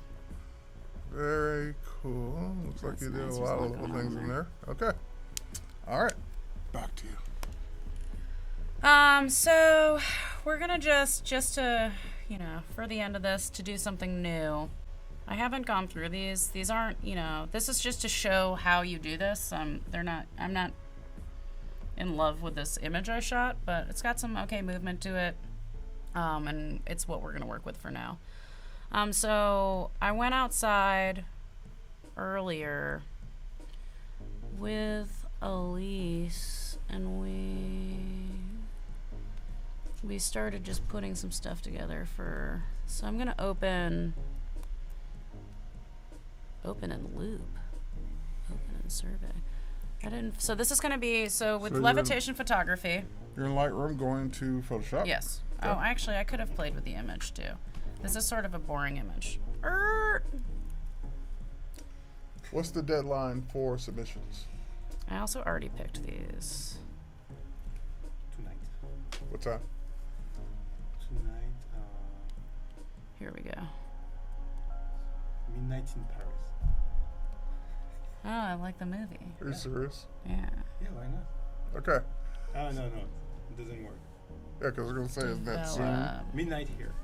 All right, so people that asked earlier, what's the deadline for entries? It is midnight Pacific time tonight. So you've got another, don't make me do math. It's 2:30, 2:20 now. You've got another, how many ever hours between now and midnight? That's what you've got. Another 10 hours, 9 hours? Okay. 9.5 hours from now. The way I did this one, there's a few ways to do it, but here it's really easy to you look kind of silly walking around with a chair, but when I started out doing this type of manipulation work, I just traveled around with a stool with me and kind of brought it with me to shoot. I've brought it on like really crazy locations. There's one from way back in the day. If I can find it, where it was my mom's idea. It's the sketchiest levitation I've ever done in my life. It was on this big boulder, and if I fell, I was going to fall into a pile of rocks. But she thought it was a great idea. We're getting closer. What do they say? No risk, no reward? Right here. So I'm actually on this rock. This isn't like, there's a stool. My mom is holding it so I don't fall off or die. The tide's coming in. This is, what's it called? It's in Bar Harbor, Maine. I don't know if you guys have been, but this gets completely covered with water pretty quickly. So you can rapid fire get stuck out there for like 8 hours. Wow. Sweet. So, yeah, but this is the same idea. This was a really cool location, but I'm carrying a stool with me. like all the way out All the to way this this point, and people And were did looking at us you- all weird, but it was, you know. So you had that particular rock in mind, or you were just going No, out my there? mom was like, do Put it on there. Yeah. Okay. All right. But it ended up being really cool. So here we just have an okay image. I was thinking about recoloring it, but maybe I'll just do that in Photoshop because I'm working with 3 different images right now, and it might be easier to apply I could just copy the settings, but because we had the same issue with the light last time, I don't think we took too long shooting these, but it could have been a few minutes. So what I'm gonna do, oops, I'm still in Chrome. So what you do with levitation photography, you got a tripod and you've got a camera. You definitely need a tripod, or you have to lean your camera against something and not touch it. I like to, if I'm by myself, I used to set a 10-second timer run and then throw myself over the chair and do it over and over and over again. And then now I use, because I have the Sony a7R II, there's apps inside of it. Right. And so one of them is a time-lapse Like app. You can also get a remote that does app, it for yeah. you. But it's super fun. I just have it, and then I have time to just I can look through all the photos and figure out what I want to use. But it starts with a blank. I usually shoot a blank in the beginning, and then because light inevitably changes, I shoot one usually in the middle and then again at the end. So I've got I think I've got blanks on blanks on blanks for my background image. I've attempted it a couple times. Let me see if I have mine. Place handy linked. here. Oh shoot. I think I've got one. I have one. Yeah, look at me with my sunglasses on, looking real cool. The wind was actually working with me in this one, so it's adding to the movement really nicely. But there's some little things I can see where we're gonna have to fix. So this is me trying to be a model. Nice try. Message retracted. Good job. So we'll start with this one, but I might like the other one better. So really what you're doing here, again, you can see the wind's changed. So there's a couple little things. One, I'm noticing, sadly, my depth of field changed because I didn't set my camera up because I was rushing. So here's mine. Oh, that's pretty good. Oh, I used to have those heels. Are those Jeffrey Campbell's? Don't know. I think they are. If you start asking about the fashion accessories that the models wear, you're really in trouble. All right, so here's my levitation attempt from a few years back. So same concept, models leaning on a stool in the studio, so that's all composited in the background.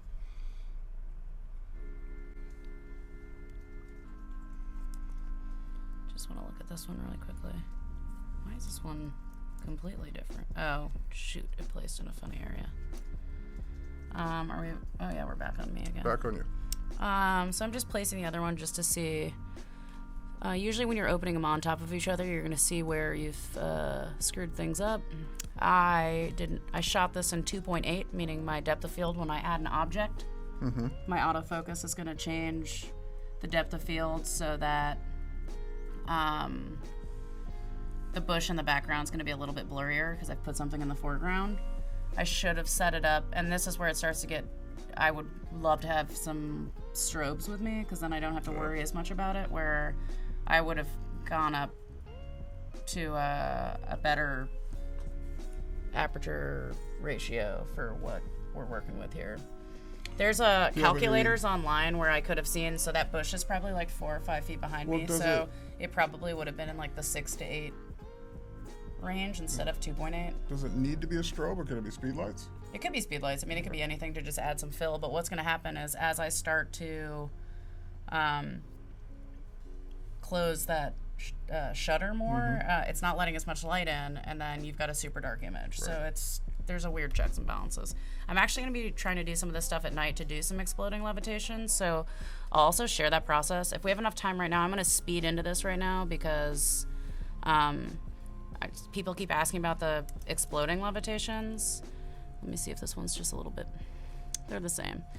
I don't know if we'll do this one just because it looks like a token levitation. So what you're going to do here, add a mask layer. Because this isn't, what you're going to want to do is use a little bit harder of a brush. Never 100% because you're going to get really gross edges. I usually go between 85 and 90. I'm going to try 90 for this one. Just get up in there. I am modeling for myself here. And wearing the black on the black chair doesn't help. No. But it might actually help a little bit because there might be parts that are chair that I don't actually need to Photoshop. That's true.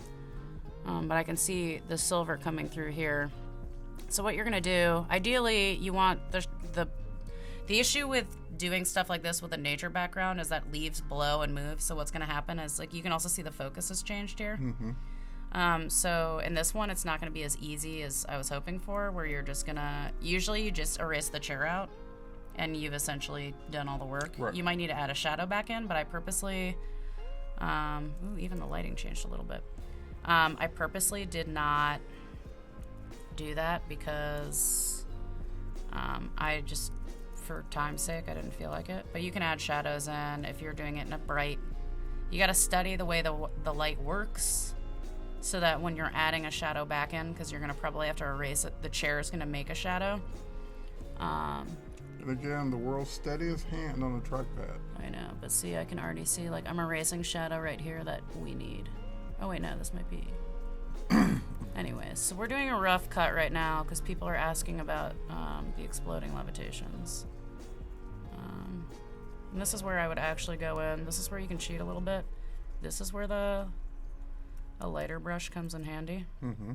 And you can kind of just play around with this. I'm going to paint back in my shoe, but also with some of the plants that have moved, I can trick the viewer a little bit, so it's not a big deal. So it doesn't matter that these ones are blurrier in the background. I also see, like, I can see a bump here, so I'll probably liquefy that. But right now, just, you know, for the sake of this, we're running out of time. I really want to patch tool this, but because this is a photo that I'm not going to be... Ooh, wait, that was a really wide... I love the patch tool. Some people are patch tool haters, No, but... I'm a patch tool like that. I couldn't imagine life without the patch Woo! tool. Patch tool. Patch tool rocks. Thank you. Again, I don't know. Why would anyone hate it? I don't know. Because you're messing with pixels. So? Whatever. It's part of retouching. So I'm just gonna quickly just touch up this shoe, and then I'll add shadows in later. But what we're gonna do now is I'm gonna explode it because that's what everyone seems to be interested in. But yeah, like, you know, so this started out, this whole series, this is actually like the beginning of like how I actually like started to use my SLR for real. Mm-hmm. Was shooting these levitation photos. And when I first moved to New York's kind of like it can be kind of like a lonely place when you first move and you don't have a lot of friends. So I spent a lot of time with myself and my camera shooting self-portraits. And as I continued to do that process, I got better and better at photography.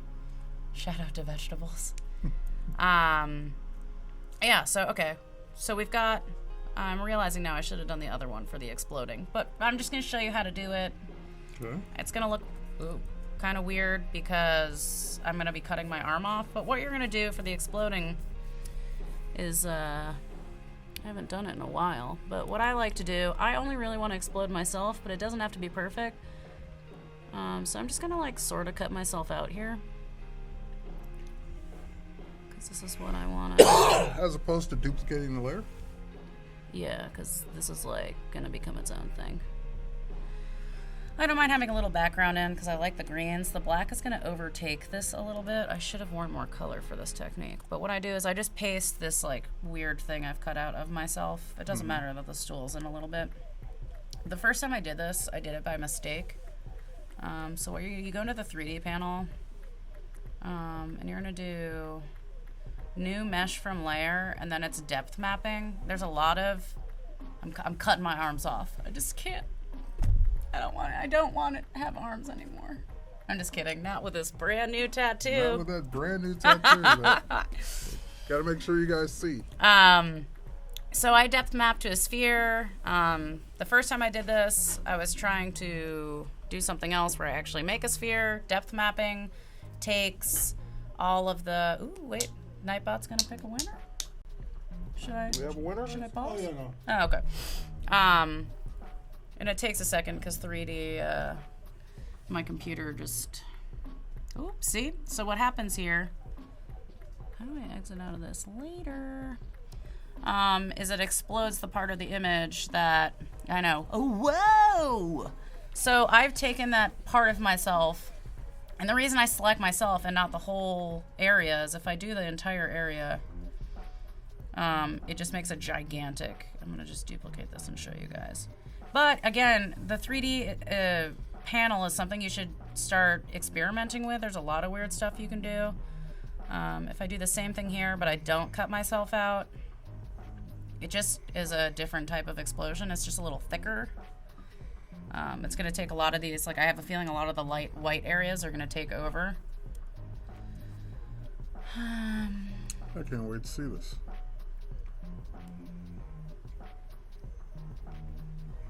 It's a robot. The robot, I don't understand robots either. They're cruel. Cruel and unusual. So LS won the giveaway. Congratulations. I hope that you use it to make lots of weird Photoshops. We tried a silent giveaway, but we will do a normal one in 10 minutes, one more. All right, so For the silent one. we're going to do Whoa. another giveaway in 10 minutes. It's day 3. I am a princess. This is taking forever. I have a feeling because I just did the whole image. That's the other thing. So it's a completely different. What happens a lot of times with the depth mapping is it's going to pick up and take those lighter, like these blown out areas. It's taking the colors. You weren't joking when you said exploding. No, it actually explodes. But this is if you do it to the whole image. And these are kind of cool. I've made it in the past when I first started. I just did these things and put them in interesting places. But then as it evolved, I started blending it with... So this is what happens when I'm only exploding myself. So you see why it didn't really matter that I didn't cut myself out perfectly, but it's just me, which is part of, I think, also the fragmentation of the self is the theme behind this whole process, and it kind of goes with that, where it's of the self. What made you try this in the first place? On mistake, I accidentally clicked the wrong thing in 3D. Before I started applying it to people. So what I do here, and you can rotate it. There's lots of stuff. It has a shadow. You can change the light source. That helps a lot if you're doing it and you're blasting it against a wall, because people will call you out if you have a shadow but your exploding part doesn't. Mm-hmm. What I'm going to do... People will call you out on everything. Just to say that they were able to call you out. I really don't... This is it's like gonna take forever to load. I'm just gonna take what we have for right now because we're gonna run out of time, and if I keep moving this around, what you always want to render it. I'm just gonna rasterize it right now because I just want to show you guys. I'm gonna put it in place the way I normally do, but you always want to render it because it's gonna smooth out some of these funny little edges. Yeah. Right now, this is just like a quick preview. We're just going to give you like that high-res look that you want. But right now, just for time's sake, because it's already, my computer's like, I hate you. I'm just going to, oh shit, I hit render. Oh no, escape. I want to be able to finish showing this technique. Nope. Escape.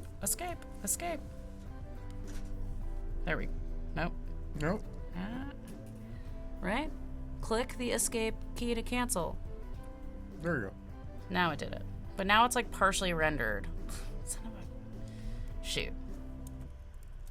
Can I go back? Back to the way it was before. There we go. I was going to say, if you make any change, that should unrender it. Rasterize 3D. Here we go. So this is just like to hurry this along. So what I usually do is I'm going to take the photo I was working on before. This is where I'm actually going to use the, what is it? Polygonal lasso tool. And I'm going to take an area of myself.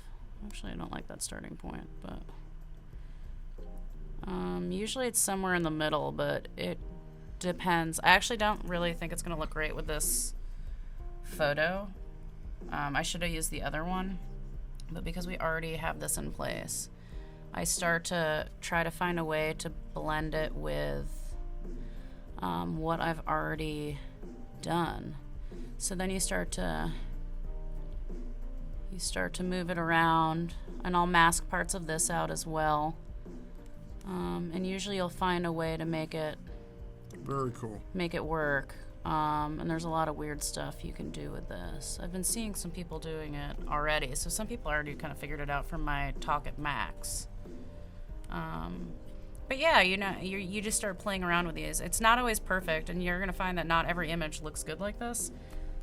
My favorite ones are... I'm actually going to try to do these at night tonight, so that's going to be kind of crazy. This is like the best one. If you ever get the chance to see this in real life, I have it printed 40 by 40, but there's 2 pigeons. It's really just 1 pigeon. But it's my little Easter egg. Okay. Because he was just walking around. And I was like, hey, little guy, now there's going to be 2 of you. I should have duplicated a couple more, so there's like a whole bunch of pigeons walking around over there, even though it's just 1. Just like I did with Alex earlier. It's the same idea. So it's kind of like I did that, but in this photo with some pigeons in the background, which was completely unnecessary, but... Well, like you said, it's a nice Easter egg. But there's another one. Again, this was one of the TBT ones. So sometimes I'll go through an old file, and the first time I did this, it was like really gross. And I went back in. The first time I did this, I wonder if I can actually like go through my feed and find it. I did, back in the day, I used to only, like, everything was in black and white, because, like, even this, because it's so much easier to blend things together. Black and white's like cheating. Yes. Yeah, so you don't have to cover up as many mistakes, but with color correction and stuff, it's a lot more difficult to get the effect to look correct. Oh god, who knows what we're going to see down here. A lot of levitation. Oh, here it is. So this is the first time I did it. Black and white, it's okay. I mean, I noticed some weird things later when I went in and I fixed those up, but when I went back in, I was like... So it's combination levitation and exploding, just like this one. Yeah. Okay, got it. So, but this is, yeah, levitation on a chair again. I've started to do it with strobes where you can actually jump and leap back and capture yourself flying through the air, but I'm my own stuntman, so I usually only do that to myself. I know this is probably so... I don't know where I just was, but yeah, see, I've done it. I've sometimes explode my head. Again, and see, using new skills I've acquired, I improve upon where I was at a few years ago. So it's a fun TBT exercise.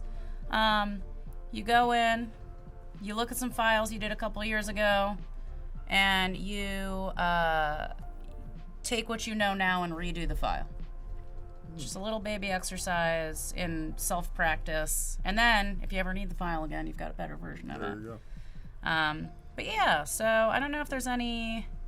We only have a few minutes left, so do you guys have any questions or, like, concerns? Well, if I would look like Sia if I did this. Hello. Wait. Right? Is this more like Sia? All right? That's more like Adam's Family. My hair's not thick enough to get that like wig effect. But yeah, no, we've got a couple minutes. Well, we're gonna do a giveaway, right? Oh yeah. Right, we're gonna do a giveaway. We got about 10 minutes. So questions. Just keep playing with my favorite thing in the world. Whoa! They're never gonna ask me back. You're just gonna hide the green blanket from me. Glowing bulb? I can't do it that quickly, but if you just go back and rewatch day 1, you should be able to figure out how to make the bulb glow the same way I made letters glow. Yeah, you can go back and watch the replay but you can, from day 1. I also have tweeted day 1's replay. It's in my feed pretty recently, so you can look at that. And then again, I'll be back on Valentine's Day with Adobe Create. Probably doing more day tonight. I haven't really fully decided, but... And Angelo's asking, do you trademark your concepts? Or where do you trademark your concepts? No. I just like, once I start getting ripped off, then I realize that I've gotten too comfortable doing something and I need to start doing other stuff. No, I don't. I'm right now. I've learned that I'm having a big issue with images being used inappropriately, and the only way you can get images taken down is to actually have the paperwork from filing the freaking copyright infringement. Wow. Meaning it's going to cost me $50 an image to get them taken off of Imager, which is some BS. Well, you can submit copyrights for multiple images all at the same time. Yeah, but it's still a $50. It's still costing me money. It's costing you money, but not. Yeah. It doesn't have to be 50 per image. But it's sort of a pain. But no, I mean, I also don't believe in watermarking my images. I mean, usually people are good, they give credit. And when they're not, I file copyright infringement reports. If I've filed one against you, there's nothing against you. I don't have time to reach out to everyone and be like, please give me credit. Yeah, so it's just easier for me to just take them off the internet that way. Yep. Where did I start? I started in media design, which is like film, and then I did a whole bunch of stuff in college that had nothing to do with art, and then I started doing communication, which is like a major that makes no sense to me unless you're a communication designer, because making up concepts but not executing them was just like, this is silly. So Donis, the replays should be available indefinitely, but indefinitely only as long as they're there. In other words, we don't have plans to take them down as of right now. I don't mind as long as I'm credited. I don't care at all. I mean, the only thing I don't like is when people repost my work into pro suicide or anorexia or cutter blogs or things like that. I don't like things in that context. I also don't like when my things are taken and used politically without my permission, in a non-liberal sense, if you will. Right now I have a full-time job as a UX UI designer, but I also make money as a photographer now working with brands. So yeah, I've done stuff for Gucci. I did the identity for Adobe Max this past year. I did stuff with Samsung. I've got some stuff coming up, but I signed an NDA, so you won't know about it until I post it. Gotta love NDAs. But really, I mean, I said this in my Max talk, and I'll say it to everybody. I'm living a dream right now, and it's really fantastic, but I had a full-time job while I was developing it. Right. So a lot of times if you want to do stuff that's this creative, you're going to have to double grind. So you're going to have to, on top of whatever you're doing to make money, sit down at the end of like a grueling, sometimes 8 to 12 hour day and continue to make personal work. Right. Which isn't always easy to do. It takes a lot of self-determination. There aren't that many jobs that will pay you to play and learn. But if you slowly continue putting your work out there, consistent content creation, developing new techniques, I think someone will eventually see your work and it'll start to grow. True. And then it can become what it has become for me, which became a surprise new career. Hello. Visual art. There you go. Congratulations. Thanks. All right, Michael, you ready for a contest? Yeah. All right. Okay, so this should be an easy one. We're going to pick based on you typing the word thanks in the chat. You can put whatever else you want after it or before it, but the word thanks should be there. Yes. When did I know this is what I wanted to do? Well, I guess it wasn't. I don't always feel like the stuff I do is a choice. So in the beginning, it was kind of a compulsion to create creatively, because working even in a creative agency, any client work's not that creative. I hate to burst everyone's bubble, but you're going to be making PowerPoint decks. Sometimes it gets a little boring. Make PowerPoint decks explode. It was my way of kind of getting all of this built up, frustrated creative energy out every night. It's also how I process. I'm pretty emo in my artwork, so I am bipolar, and one of the things that's made me much healthier as an adult is the fact that I kind of channel all of that stuff into my artwork.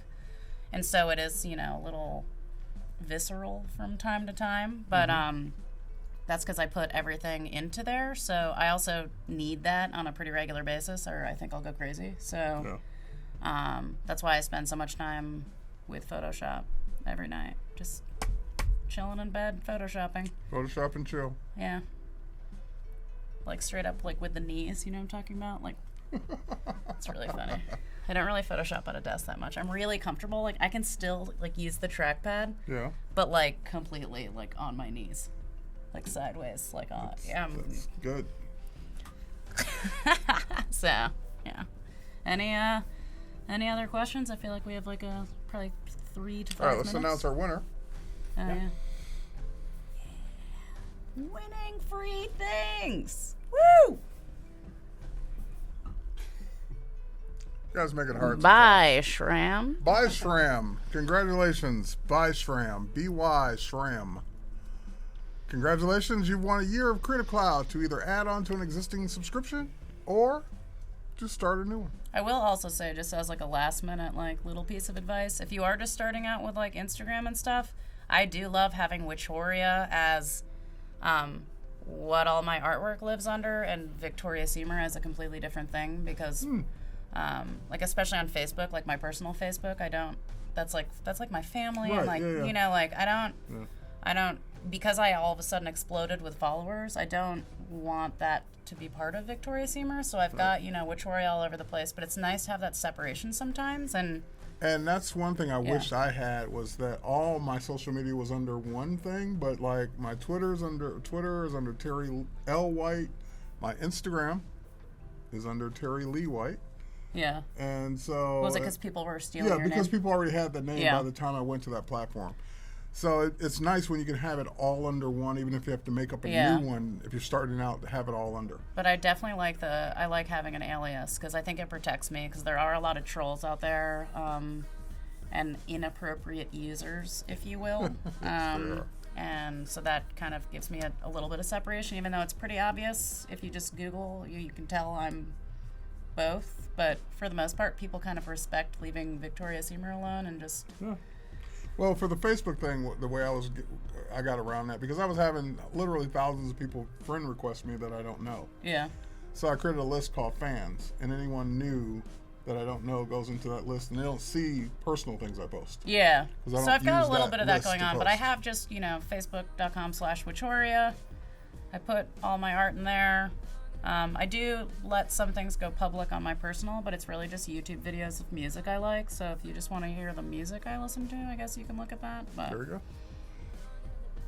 Sweet. Well, I'm really excited to see your submissions. I'll definitely probably be, on my computer playing around with the stuff I was working on today.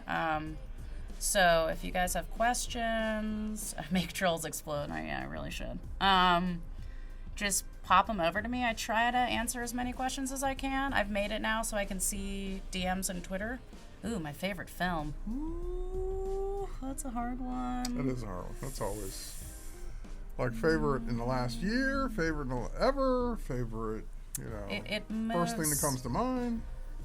Growing an audience is easier. Consistent content creation and putting your stuff everywhere and interacting with the other people on the networks that you are participating in. Floating head plug. I can do that too while I think about what movie is my favorite movie. I really liked Star Wars Rogue One. That's not my favorite movie. Hollow Man. You remember this? What was it? The Invisible Hollow Man? No. I don't know. I mean, it used to be something like, I don't know, Requiem for a Dream or something depressing. But now I Swiss Army Man, there was too much farting for me. They lost me after, I wanted to be a TV anchor. And I always listen to music when I create. I think all my Spotify playlists are public. They might be under Victoria Siemer, not Victoria, but maybe I can switch to that today. Okay. I mean, I base them on seasons, so my summer one's like a little more like, woo, like maybe I'm in a convertible, but winter's like, I'm alone in bed under like all the covers and I hate the world. So you might want to listen to the summer one. Yes. And have lots of blues so you get lots of likes. Oh, yeah. Well, I mean, I think I like Rogue One because, like, it's pretty dark. I like dark movies. I'd say right now my favorite movie maybe is, like... Oh! It's probably Heathers. Or The Craft. Okay. But probably Heathers. Though, now when you rewatch that, it's, I don't know if you've seen it, but, like, the whole, like... killing students, blowing up the school vibe is a little dark in this day and age. I'm glad Photoshop chills you out. Yeah, but Heather's is a great. I don't know. I haven't seen the musical. I'm not really a musical person. I'm not gonna see what's that musical that everyone's talking about right now. All right. Not gonna Okay. see. Well, that's all we have time for in this segment. Perfect segue. That's important for the whole story. Perfect segue into our next segment with Mike Campau coming up at the top of the hour. So thanks for watching. I'm done for the day, and I enjoyed hosting. So thanks for tuning in for the last 3 days, and we will see you in about 5 minutes. Cheers, everybody. Take care.